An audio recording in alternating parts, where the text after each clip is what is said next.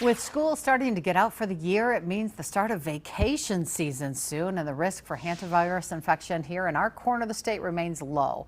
There are still some things you can do to protect yourself from that virus and many others if your summer plans take you elsewhere.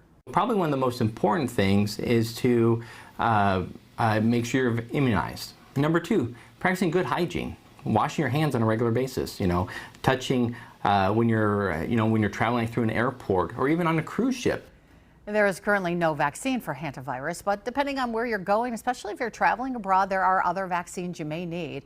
If you are feeling ill, cover your cough, sneeze into your elbow, self-isolate, wear a mask when in public, even with family or friends if you're not feeling well.